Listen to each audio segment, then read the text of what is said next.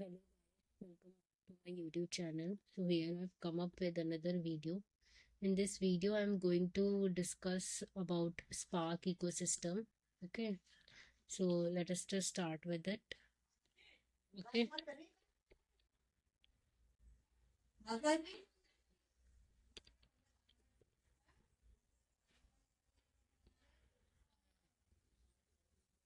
just a second. Okay, so let me start with the Spark ecosystem. कैसा होता है आज मैं आपको इस वीडियो में बताऊंगी. Sorry, मैंने बहुत दिनों बाद वीडियो डाली I think, but now I'm going to continue like previously. So Spark ecosystem होता क्या है? ओके, मैं आपको थोड़ा सा दिखाती हूँ इसमें. तो ये तो मेरी होती है फर्स्ट लेयर. इसमें होता है मेरा डेटा फ्रेम और स्पार्क सीक्वल. ठीक है, और यहाँ होती है मेरी कुछ स्ट्रीमिंग लाइब्रेरीज. ठीक है,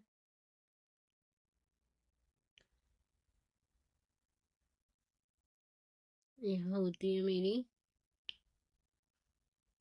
ML लाइब्रेरीज. ठीक है, और ये है ग्राफिक्स. ठीक है, ये है मेरी लाइब्रेरीज हाई लेवल एपीआई. ठीक है, लाइब्रेरीज हाई लेवल एपीआई की. ठीक है,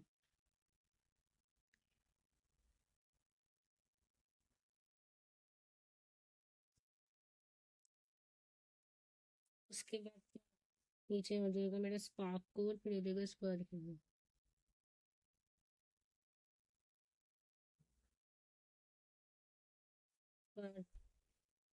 स्पार्क कोड आ जाएगा like after high level API हमारा आता है स्पार्क कोर. ठीक है, स्पार्क कोर में क्या क्या है?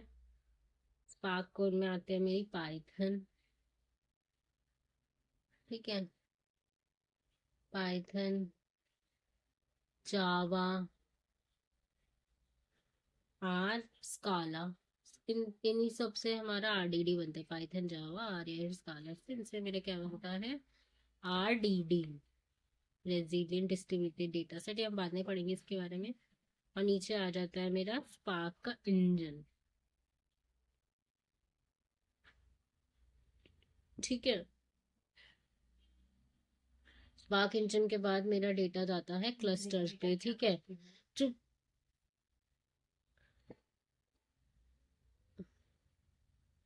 ये सब क्या मेरी लो लेवल एपीआई है.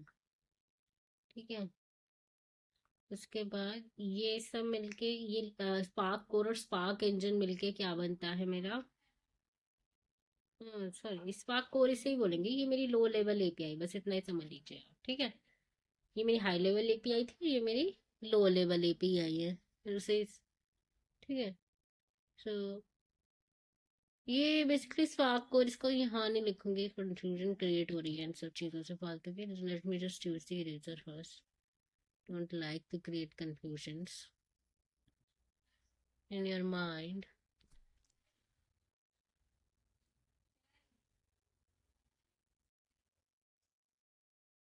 So basically ये लो लेवल एपीआई या स्पार्क इंजन है. तो स्पार्क कोर क्या है? Low level API and Spark engine से मिलकर बनता है. स्पार्क कोर मिलता है मेरा लो लेवल एपीआई और स्पार्क इंजन से कंबाइन होकर बनता है.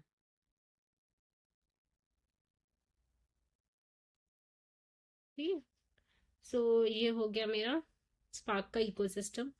अभी और बताती हूँ इसके बारे में.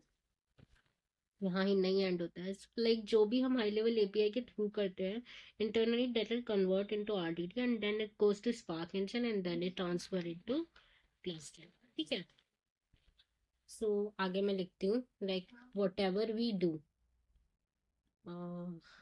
मैं चाहती हूँ आपके माइंड में स्पार्क के कंसेप्ट बिल्कुल ढंग से बैठ जाए, इसीलिए मैं इतना अच्छे से समझा रही हूँ.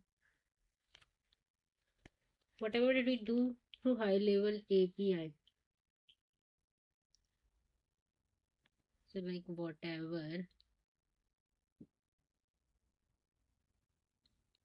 we do through high level API internally that will convert into RDD. Internally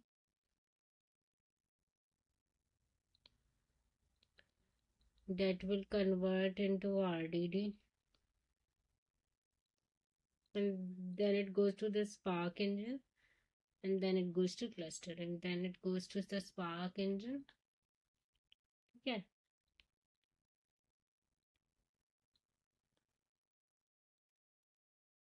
Spark engine, and after that it goes to cluster, and after that goes to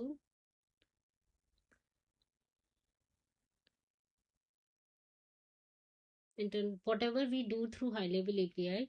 First it will convert into RDD, then it goes to the Spark engine, and then it goes to the cluster.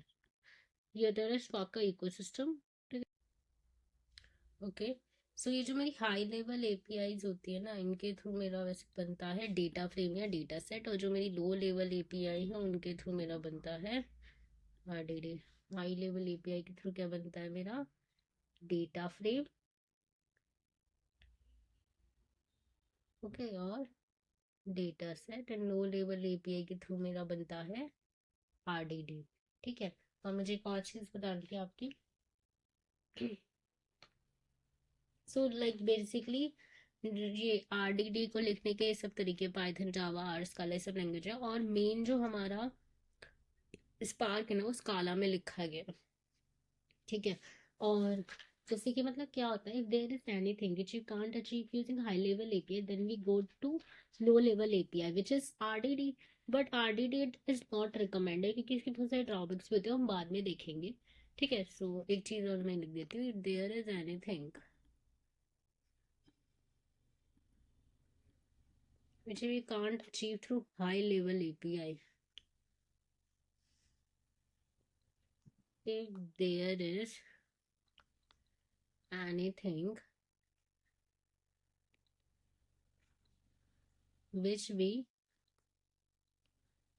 can't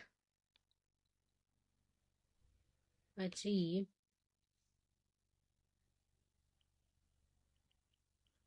through high level API,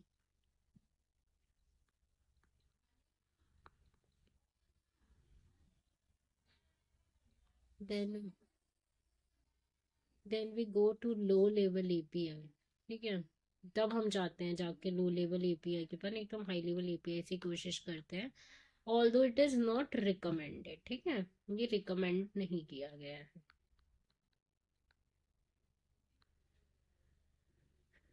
recommended.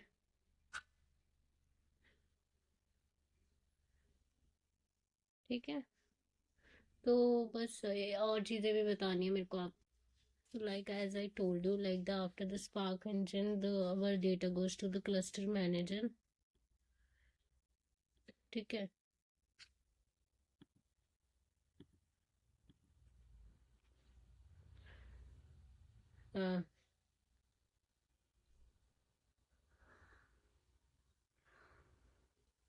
Cluster manager. Cluster के पास नहीं जाता basically. Cluster manager के clusters तो मेरे ये हैं, जैसे बहुत सारे मैंने बताया था मशीन्स होती है ना.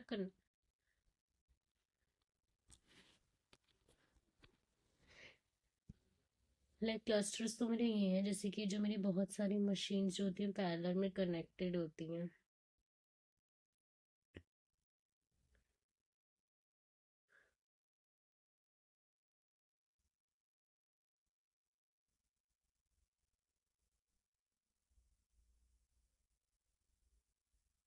ये क्या होते हैं, मेरे क्लस्टर होते हैं. ठीक है. क्लस्टर मैनेजर है ऊपर. क्लस्टर मैनेजर ना, और स्पार्क का खुद का क्लस्टर नहीं होता, बहुत अलग अलग तरह के क्लस्टर होते हैं. क्योंकि स्पार्क का खुद का क्लस्टर नहीं होता. जैसे कि होता है यान होता है. ठीक है. मेसोस होता है. ये नाम है क्यूबरनेटिस.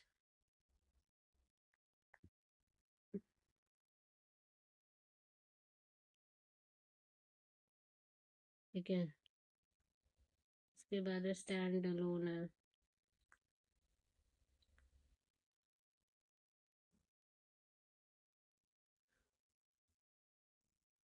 ठीक है, तो Spark has no storage of itself, also Spark has no cluster of itself. So इसमें हम लिखेंगे कि Spark has no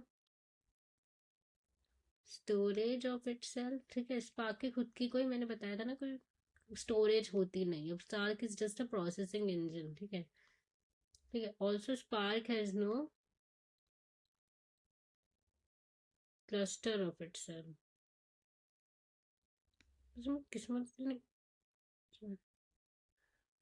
spark has no cluster of itself, ये बताया मैंने, ये सब है यान में सूजी सब उसके क्लस्टर होते हैं। Class Spark has no cluster of itself.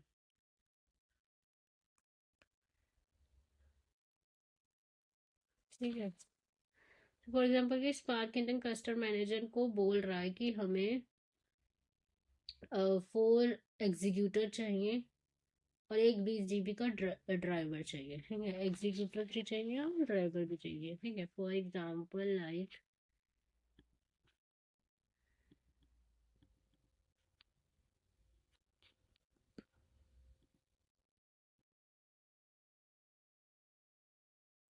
कि स्पार्क जो इंजन जो है ना, क्लस्टर मैनेजर को बोल रहा है, स्पार्क इंजन ही बोलता है ना क्लस्टर मैनेजर को। स्पार्क इंजन जो है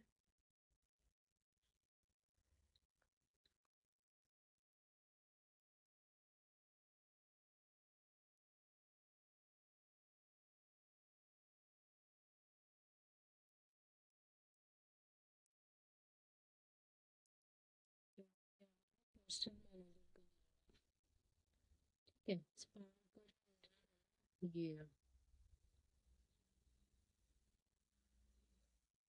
ये है मेरे स्पार्क का इंजन। अभी मैंने आपको बताया था क्लस्टर मैनेजर से बात करता है ना, तो यहाँ पे ये जो है मेरे क्लस्टर मैनेजर को बोल रहा है, इसके नीचे है मेरे क्लस्टर्स होते हैं, अभी बताया था, ऐसे कनेक्टेड होते हैं।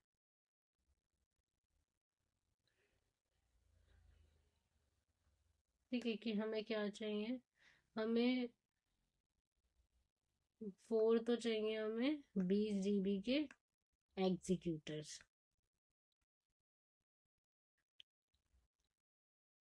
ठीक है, और एक चाहिए हमें 20 GB का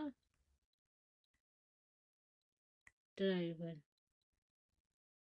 ठीक है ना, cluster manager will check that do, तो 4 चाहिए हमें 20 GB के एग्जीक्यूटर, तो मतलब कितना चाहिए हमें, 4 × 20, और एक चाहिए हमें 20 GB का ड्राइवर, तो ये क्या हो गया, 24 जा 4 चाहिए हमें 20 GB के एग्जीक्यूटर, तो हो गया 80 + 20 + 20 100, टोटल हमें 100 GB का स्पेस चाहिए। तो अब ये क्या करेगा, क्लस्टर मैनेजर चेक करेगा कि हमारे पास ये 100 GB अवेलेबल है या नहीं। मैनेजर ने तो इसका काम मैनेज करना है। So the task of Spark engine is to process only and not to manage the machine. तो ये जो मशीन है, क्लस्टर्स है, इनको मैनेज करने का टास्क क्लस्टर मैनेजर का होता है। स्पार्क का काम है बस प्रोसेस करना। ठीक है, सो इस नोट्स में जो होती है मेरी मेमोरी कम या ज़्यादा भी हो सकती है, फिर वो उस हिसाब से देखता है। ठीक है, किस वाली नोट में कितनी मेमोरी है। ठीक है, अ, ठीक है, तो इसमें क्या होता है, और सो ये जो स्पार्क का जो ये क्लस्टर मैनेजर बोलता है कि इतने एग्जीक्यूटर दो, इतने ड्राइवर दो, तो ये देखता है कि किसमें कितनी मेमोरी, इस हिसाब से दे देता है। तो क्लस्टर में भी मेमोरी कम या ज़्यादा हो सकती है, उस हिसाब से देखता है। और ये आपको याद रखना है कि ये क्लस्टर में मेमोरी जो है फीफो ऑर्डर के हिसाब से चलती है, first in first out order. तो ना, जो एप्लीकेशन पहले रन होती है उसके पास मेमोरी जाती है, फिर दूसरे के पास जाती है, इस हिसाब से। ठीक है, और अगर इसके पास मेमोरी नहीं है, वो उतने एग्जीक्यूटर और ड्राइवर के हिसाब से जो कि मांगे गए हैं, तो फिर वो क्या करता है, वो क्यू में सेट कर देता है। ठीक है, so that is all for today guys about the Spark ecosystem. Now will meet in another session, another video. Until then, good bye. Please do hit the like button, please share the video as much as possible, and please do subscribe to my channel. Thanks.